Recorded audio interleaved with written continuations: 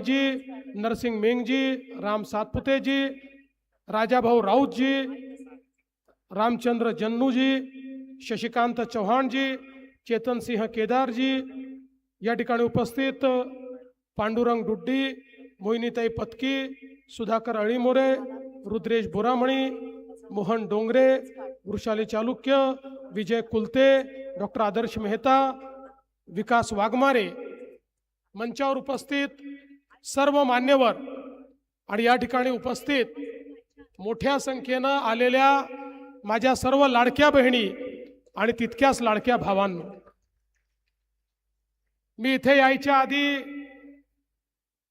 आपलं ग्रामदैवत सिद्धरामेश्वरांचं दर्शन घेण्याकरता गेलो होतो आणि श्री सिद्धरामेश्वरांना एकच मागणं मागितलं की पुढचे 5 वर्ष या महानगरपालिकेच्या माध्यमातून सोलापूरकरांची सेवा करण्याची संधी आम्हाला द्या, असा आशीर्वाद त्या ठिकाणून मी घेऊन आलो आहे. मला हे माहिती आहे की एकदा सोलापूरला सिद्धरामेश्वरांचा आशीर्वाद मिळाला की कोणालाही मागे वळून पाहावं लागत नाही.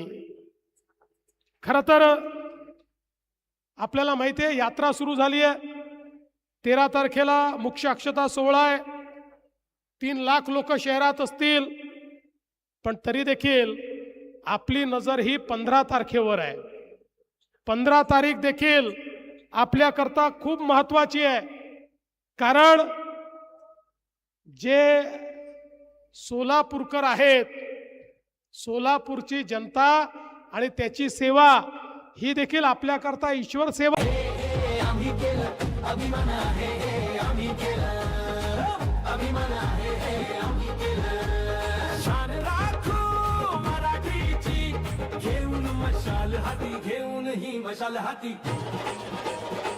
आता शिवसेना उद्धव बाळासाहेब ठाकरे यांचं चिन्ह मशालच निवडा. सोलापूरचा विचार केला, एक बहुसांस्कृतिक, बहुभाषिक, कष्टकरी, स्वाभिमानी, संघर्षशील अशा लोकांचं शहर म्हणून या सोलापूरची ओळख आहे. संघर्ष ही इथली जीवन पद्धती आहे. हातमाग असेल, यंत्रमाग असेल, उद्योग, विणकर, बिडी कामगार अशा सगळ्यांच्या कष्टातून एक अर्थव्यवस्था या ठिकाणी निर्माण झाली आहे. आणि आता तर एक नवीन ओळख आपली की हा जिल्हा एक प्रकारे डाळिंबाची राजधानी म्हणून अलीकडच्या काळात ओळखला जातो. अशा पद्धतीने एक नवीन ओळख देखील आपल्याला मिळाली आहे. शेती असेल, सहकार असेल, शिक्षण असेल, या सगळ्या गोष्टीचं केंद्र म्हणून आपल्या सोलापूरकडे पाहिलं जातं. सोलापूरची चादर असेल, कडक भाकरी असेल, शेंगा चटणी असेल, हुरडा असेल, ही सगळी ओळख या शहराने मिळवलेली आहे. पण आता या ओळखीसोबत या शहराला एका आधुनिक शहराची ओळख देखील आपल्याला मिळवून द्यायची आहे. आणि म्हणून मागच्या काळामध्ये जेव्हा या महानगरपालिकेमध्ये काम करण्याची संधी मिळाली, ज्या काळात मी महापौर होतो, मोठ्या प्रमाणात आपण या शहरामध्ये काम करण्याचा प्रयत्न केला. आपल्याला कल्पना आहे, आपल्या देशाचे प्रधानमंत्री माननीय नरेंद्र मोदीजींनी सांगितलं की आपल्याला शहरांचा विकास करायचा आहे.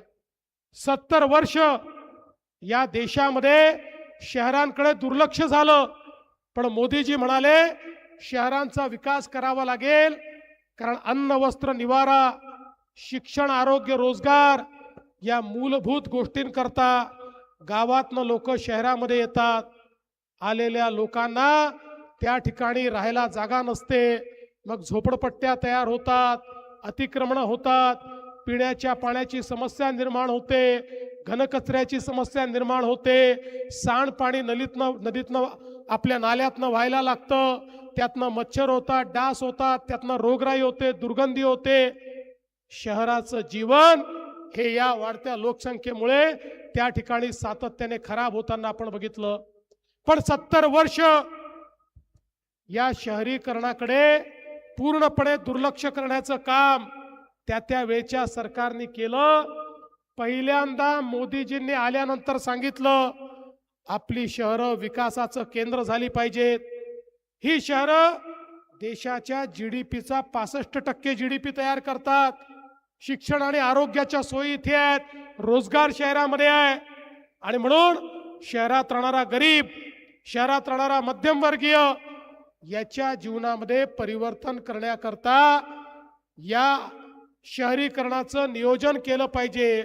आणि म्हणून पहिल्यांदा आपल्या देशामध्ये मोदीजींनी शहराकरता देखील योजना सुरू केल्या. स्मार्ट सिटीची योजना, अमृत शहरांची योजना, स्वच्छ भारत शहरी योजना, प्रधानमंत्री आवास योजना शहरी योजना, या वेगवेगळ्या योजनांच्या माध्यमातून हजारो कोटी रुपये हे मोदीजींनी या ठिकाणी आपल्याला दिले.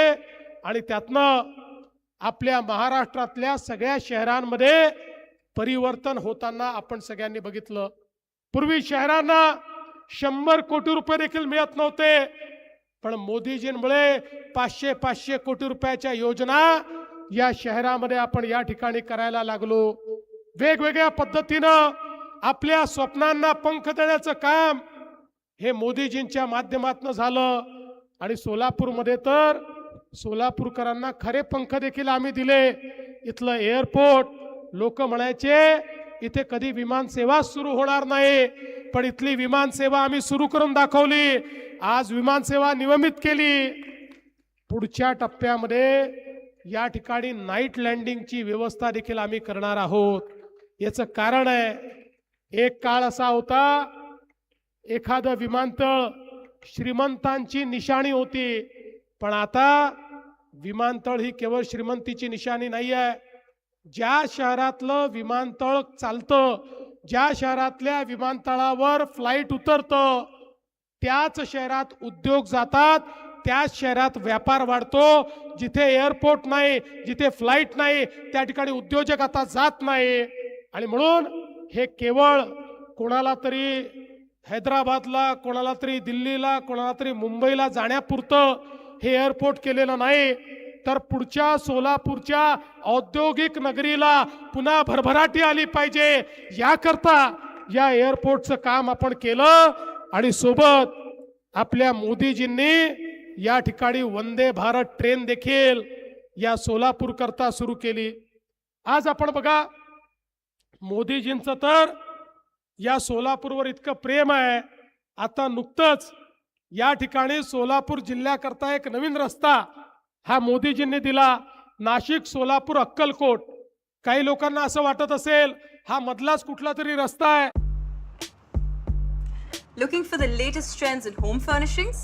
I got you. The trendiest of curtains. हा मधलाच कुठला तरी रस्ता नाही आहे. हा एक असा महामार्ग आहे की जो तुम्हाला नवीन होणाऱ्या वाढवण बंदराशी जोडतो.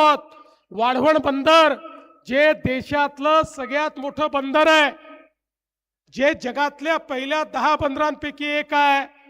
आणि मोदीजींचं विजन आहे, पूर्वी जिथे बंदर व्हायचं तिथेच विकास व्हायचा. आता ही बंदराच्या माध्यमातून होणारा विकास हा गावोगावी पोचवण्याकरता रस्त्यांचं जाळं हे विणण्याचं काम चाललंय. आणि आता हा रस्ता झाल्यामुळे आपलं सोलापूर वाढवण बंदराशी थेट त्या ठिकाणी जोडलं जाणार आहे. आणि त्यासोबत मुंबई दिल्ली जो महामार्ग आहे त्या महामार्गाशी देखील आपण त्या ठिकाणी जोडले जाणार आहोत. त्यामुळे औद्योगिकरणाकरता एक नवीन इकोसिस्टीम ही त्या ठिकाणी सुरू होणार आहे. पंढरपूर, तुळजापूर, अक्कलकोट, गाणगापूर हे पर्यटनाचं सर्किट आपण केलंय. आणि त्याच्या मध्यभागी असलेलं आमचं सोलापूर हे खऱ्या अर्थानं या ठिकाणी पुढच्या काळामध्ये पर्यटनाचं इंजिन म्हणून, पर्यटनाचं न्यूक्लियस म्हणून या ठिकाणी काम करणार आहे. आज आपण बघा, आपल्या प्रधानमंत्री महोदयांनी सांगितलं, शहरामध्ये राहणारा जो प्रत्येक गरीब आहे या गरीबाला घर मिळालं पाहिजे. प्रधानमंत्री आवास योजना सुरू झाली. सोलापूर प्रधानमंत्री आवास योजनेचं एक सर्वात मोठं उदाहरण आहे. मागच्या काळात मालकांनी आम्हाला बोलवलं होतं, 15,000 घरांचा प्रकल्प आम्ही त्या ठिकाणी उद्घाटित केला. त्याच्या आधी 30,000 घरांचा प्रकल्प उद्घाटित केला.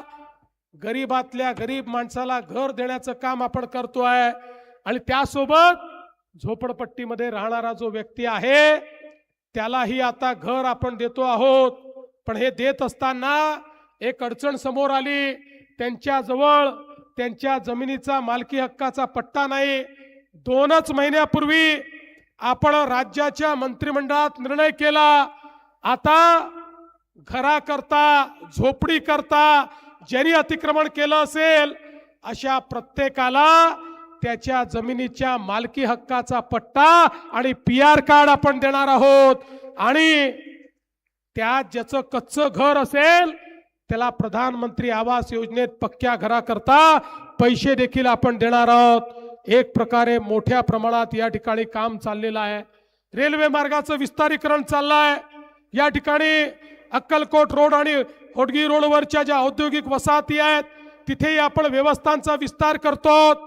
सोलापूर स्मार्ट सिटीच्या माध्यमातून 883 कोटी रुपयाचे प्रस्ताव आपण केले आहेत. यामध्ये NTPCचं योगदान असेल 250 कोटीचं, नगरोत्थानचे 383 कोटी रुपये असतील. या सगळ्या माध्यमातून अनेक कामं या ठिकाणी आपण केली. पण मला आठवतं मी सोलापूरकरांना सांगितलं होतं बंद पाईपलाईननी तुमचं पाणी आणू, त्यावेळेस मान्यता दिली, काम सुरू केलं. मध्यंतरीच्या काळामध्ये उद्धवजींचं सरकार आलं, नेहमीप्रमाणे त्यांनी त्या ठिकाणी स्थगिती दिली, कामाचा सत्यानाश केला. पुन्हा तुमच्या आशीर्वादाने सरकार आलं, अत्यंत वेगानं आपण त्या पाईपलाईनचं काम पूर्ण केलं. आणि आता दुसऱ्या टप्प्यामध्ये आम्ही पाईपलाईनचं काम करून थांबलो नाही. 850 कोटी रुपये पुन्हा सोलापूरला मी दिले, त्याचंही टेंडर काढलं. सोलापूरकरांना माझा शब्द आहे, आमच्या या टेन्युअर मध्ये सोलापूरच्या प्रत्येक घरामध्ये दररोज पिण्याचं स्वच्छ पाणी आणल्याशिवाय आम्ही आता थांबणार नाही. एकही घर सोलापूरचं सुटणार नाही. प्रत्येक घरामध्ये पिण्याचं पाणी आम्ही त्या ठिकाणी आणू. आणि आता ही योजना केवळ आताच्या लोकसंख्येचा विचार करून घेतलेली नाही. 2057 साली या शहराची जी लोकसंख्या असेल त्या लोकसंख्येला पुरेल इतकं पाणी या योजनेच्या माध्यमातून आजच आपण या ठिकाणी आणतो आहोत. म्हणजे पुढच्या काळात कधी सोलापूरला प्रश्न येणार नाही. मलनिस्सारणाचा प्रकल्प या ठिकाणी आपण दिला, 442 कोटी रुपये त्याकरता दिले. विद्यमान मलनिस्सारण व्यवस्थेत सुधारणा आपण करतो, 187 कोटी रुपये त्याला दिले. शिवछत्रपती महाराजांचा चौक, रूपाभवानी चौक, इंदिरानगर, शानदार चौक, मोलाली चौक, camp, Sangameshwar college, railway station, Mahatma Gandhi प्राणी संग्रहालय, लिंबयवाडी, रामवाडी, विजापूर रोड, आसरा, या सगळ्या भागामध्ये मोठ्या प्रमाणात हा विस्तार आपण सुरू केलेला आहे. आणि सोबतच स्ट्रॉम वॉटर ड्रेन करता 99 कोटी रुपये आपण दिले. सोलापूर शहरामध्ये अंतर्गत रस्ते करण्याकरता 227 कोटी रुपये आपण दिले. आणि त्यासोबत माननीय प्रधानमंत्र्यांनी आपल्या सोलापूरला 100 बसेस देखील दिलेल्या आहेत. आणि त्याच्या चार्जिंग स्टेशनचं काम 1 महिन्यामध्ये आपण या ठिकाणी पूर्ण करतो. आता या ठिकाणी इंदिरा गांधी स्टेडियमचं आधुनिकीकरण झालंय. मोठ्या प्रमाणात जुन्या चाळी ज्या आहेत या चाळींच्या पुनर्विकासाच्या संदर्भात आपल्याला कल्पना आहे, उद्धवजींच्या काळात काही चुकीचे निर्णय झाले, ते निर्णय देखील आम्ही या ठिकाणी बदलणार आहोत. आणि त्यांच्याही विकासाला मोठ्या प्रमाणात चालना देण्याचं काम आम्ही करणार आहोत. आणि सगळ्यात महत्त्वाचं, आमच्या तरुणाईची इच्छा होती या सोलापूरमध्ये IT पार्क झाला पाहिजे. IT पार्ककडे वाटचाल सुरू झाली, जागा निश्चित झाली. जागा अलॉट करून त्या ठिकाणी एक आधुनिक IT पार्क तयार करून सोलापूरच्या तरुणांना याच सोलापूरमध्ये काम आपण मिळवून देणार आहोत. बंधू भगिनींनो, आपल्याला सोलापूरचं चित्र बदलायचं आहे. आम्ही काही केवळ कोणाला महापौर बनवण्याकरता, कोणाला नगरसेवक बनवण्याकरता या ठिकाणी निवडणुकीत उतरलेलो नाही. सामान्य माणसाच्या जीवनामध्ये परिवर्तन घडवण्याकरता या ठिकाणी उतरलो. या यंत्रमाग नगरीमध्ये आमच्या यंत्रमागाच्या सगळ्या उद्योगाला त्या ठिकाणी वेगवेगळ्या सवलती देऊन पुन्हा एकदा त्याला उभारी कशी येईल या संदर्भात जो पॅटर्न आपण इचलकरंजीला केला तोच पॅटर्न आता या ठिकाणी देखील आपण केल्याशिवाय पुढच्या काळामध्ये राहणार नाही हे सांगण्याकरता मी आलो आहे. बंधू भगिनींनो, आम्ही केवळ आश्वासन देणारे लोक नाही आहोत, करणारे लोक. तुम्ही बघा, तुमच्या आशीर्वादानं मागच्या विधानसभेच्या निवडणुकीमध्ये पूर्ण बहुमताने आपलं सरकार आलं. एकट्या भाजपला अभूतपूर्व अशा 137 जागा मिळाल्या. लगेच काही लोक म्हणायला लागले, आता भाजपवाल्यांना इतक्या जागा मिळाल्या, आता यांना कोणाची आवश्यकता नाही, त्यामुळे पहिलं काम हे करतील, लाडकी बहीण योजना बंद करतील. लाडक्या बहिणींनो, 1 वर्षापेक्षा जास्त कालावधी झाला लाडकी बहीण योजना बंद झालेली नाही. आणि तुम्हाला मी सांगतो, जोपर्यंत तुमचा देवाभाऊ मुख्यमंत्री आहे तोपर्यंत लाडकी बहीण योजना ही कधीच बंद होणार नाही. पण या ठिकाणी पालकमंत्री महोदय, देशमुख मालक, आमदार साहेब, सगळ्यांना तुम्हाला माझी विनंती आहे, आता यापुढे माझ्या लाडक्या बहिणींना केवळ लाडकी बहीण ठेवू नका. या लाडक्या बहिणीच्या भरोशावर पुन्हा एकदा तुम्हाला विजय मिळणार आहे. आणि विजय मिळाल्यानंतर माझ्या लाडक्या बहिणींना लखपती दीदी करा, लखपती दीदी. आपल्या मोदीजींनी लाडक्या बहिणींकरता लखपती दीदीचा कार्यक्रम दिलेला आहे. महाराष्ट्रामध्ये 50 लाख लाडक्या बहिणींना ऑलरेडी आम्ही लखपती दीदी केलाय. पुढच्या 4 महिन्यात हा आकडा 1 कोटीपर्यंत जाणार आहे. त्यामुळे यानंतर महानगरपालिकेत मेयर बसल्यानंतर जेव्हा जेव्हा सोलापूरला येईल, मी महापौरांना, नगरसेवकांना, आमदारांना, पालकमंत्र्यांना काय कामं झाली हे विचारीन, पण त्यात सगळ्यात पहिल्यांदा विचारीन माझ्या सोलापूर मधल्या किती लाडक्या बहिणींना तुम्ही लखपती दीदी केलं याचा मला पहिल्यांदा हिशोब द्या. आणि मग पुढे काय मागायचं आहे ते मला मागा. कारण या माझ्या लाडक्या बहिणी पुढच्या काळामध्ये अर्थव्यवस्थेला चालना देणार आहेत. आणि म्हणून मी आज एवढंच सांगण्याकरता आलो आहे, आपला आशीर्वाद हवाय. सोलापूरकरांचं भाजपवर प्रचंड प्रेम आहे. सोलापूरकर व्यक्ती पाहत नाहीत, सोलापूरकर कमळ पाहतात. कमळावर 6 ठिकाणी बटन दाबतात. कमळ हे लक्ष्मीचं वाहन आहे, कमळ हे समृद्धीचं निशाण आहे. कमळ चिखलामध्ये फुलतं पण त्याच्यावर कधीच डाग पडत नाही, असं आपलं कमळ आहे. त्यामुळे येत्या 15 तारखेला त्या ठिकाणी मतदानाच्या केंद्रावर जायचं, फार विचार करायचा नाही. प्रत्येकाला 4 मतं द्यायची आहेत, 4 वोट द्यायचे आहेत. ज्या 4 ठिकाणी कमळाचं बटन दिसेल तिथे बटन दाबायचं, बाहेर यायचं आणि 16 तारखेला आपला महापौर निवडून द्यायचा. बंधू भगिनींनो, 15 तारखेला कमळाची काळजी तुम्ही घ्या. 16 तारखेपासून 5 वर्ष तुमची काळजी हा देवाभाऊ घेईल, हा विश्वास तुम्हाला देतो.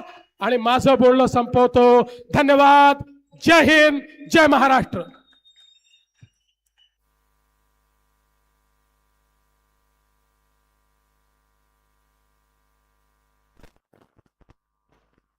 Hello hello hello check